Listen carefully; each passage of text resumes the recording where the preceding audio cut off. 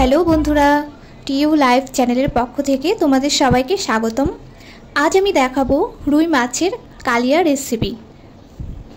তো চলো শুরু করা যাক। আমি এখানে এক বাটি মতো পেঁয়াজ কুচিয়ে রেখেছি, একটা টমেটো এভাবে কেটে রেখেছি, আর বড় সাইজের 4 পিস রুই মাছ।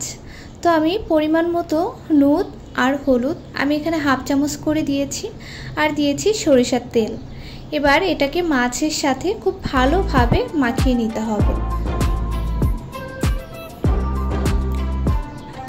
এভাবে মাখিয়ে নিয়ে এটাকে আমি রেস্টে দিব 15 থেকে 20 মিনিটের মতো। এবার চুলায় একটি কড়াই বসিয়ে তেলটা খুব ভালোভাবে গরম করে নিয়েছি আমি। এখন একটা একটা করে মাছগুলোকে ছেড়ে দিলাম। একটু বেশি সময় নিয়েই কিন্তু মাছগুলোকে ভাজতে হবে।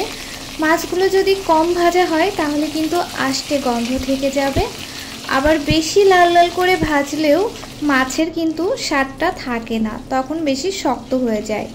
আমি যেভাবে ভেজে নিচ্ছি, যেরকম কালার করে আপনারা ঠিক এভাবেই মাছগুলোকে ভেজে নেবেন। তো এক পিঠ ভাজা হয়ে গেছে, আমি এবার একটি খুন্তির সাহায্যে উল্টিয়ে দিচ্ছি।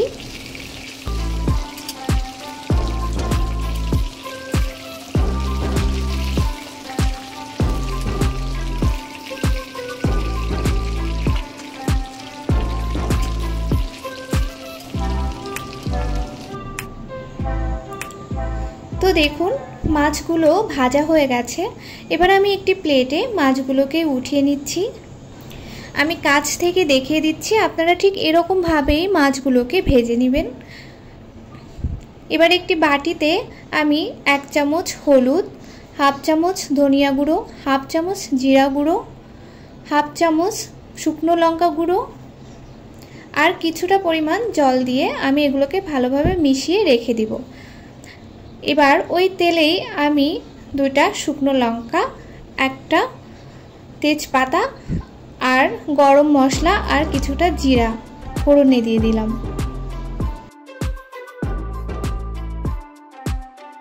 এবার কুচিয়ে রাখা পেঁয়াজগুলোকে দিয়ে দিলাম।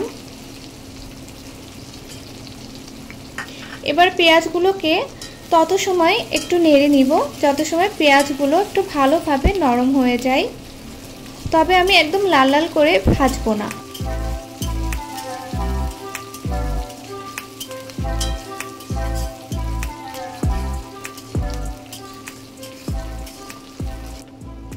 তো আমি এই পর্যায়ে 1 টেবিল চামচ মতো পেঁয়াজ বাটা দিলাম। এবার এটাকে একটু ভালোভাবে কষিয়ে নিব, এর কাঁচা গন্ধটা চলে যাওয়া পর্যন্ত।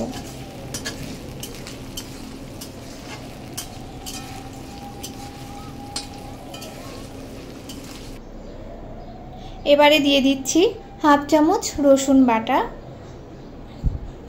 হাফ চামচ আদা বাটা। এবার আদা রসুনের কাঁচা গন্ধটা না চলে যাওয়া পর্যন্ত আমি একটু ভালোভাবে কষিয়ে নিব।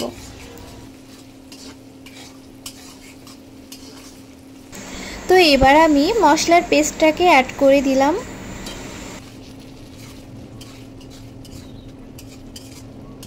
এবার ভালোভাবে খুন্তির সাহায্যে নেড়ে মশলাগুলোকে কষিয়ে নিতে হবে। এই সময়টাতে কিন্তু খুব ভালোভাবেই কষাতে হবে, না হলে মশলার কাঁচা গন্ধটা রান্নায় থেকে যাবে, তখন কিন্তু খেতে ভালো লাগবে না। তো দেখুন আমার মশলা কষানো প্রায় হয়ে গেছে। এ পর্যায়ে আমি কেটে রাখা টমেটোগুলোকে দিয়ে দিব।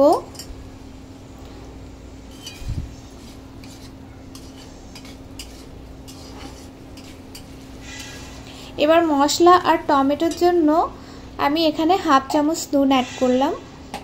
এবার এটাকে ভালোভাবে মিশিয়ে নিব।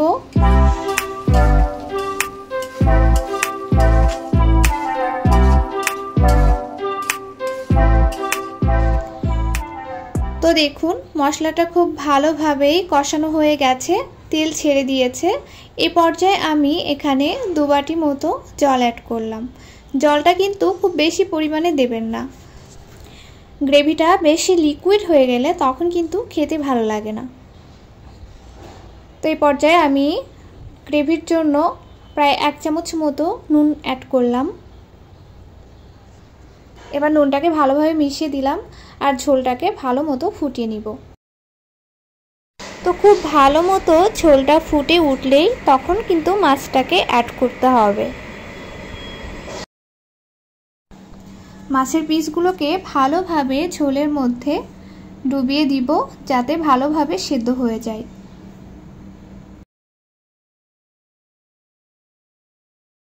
তো দেখুন বন্ধুরা, রান্নাটা প্রায় শেষের দিকে। তো আমি এই পর্যায়ে প্রায় 1/2 চামচ মতো আমার হোমমেড গরম মশলা অ্যাড করব। গরম মশলাটাকে ভালোভাবে মিশিয়ে নিচ্ছি।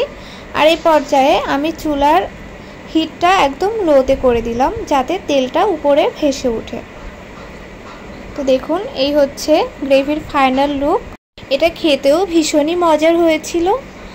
তো আমি এবার একটি প্লেটে সার্ভ করে দেখাচ্ছি। দেখুন বন্ধুরা, কালারটাও ভীষণ সুন্দর হয়েছে। তো বন্ধুরা, আমার রান্না যদি তোমাদের ভালো লেগে থাকে তাহলে অবশ্যই আমার চ্যানেলটাকে সাবস্ক্রাইব করে দিয়ে আমার পাশে থেকো। সবাই ভালো থেকো। Thank you for watching.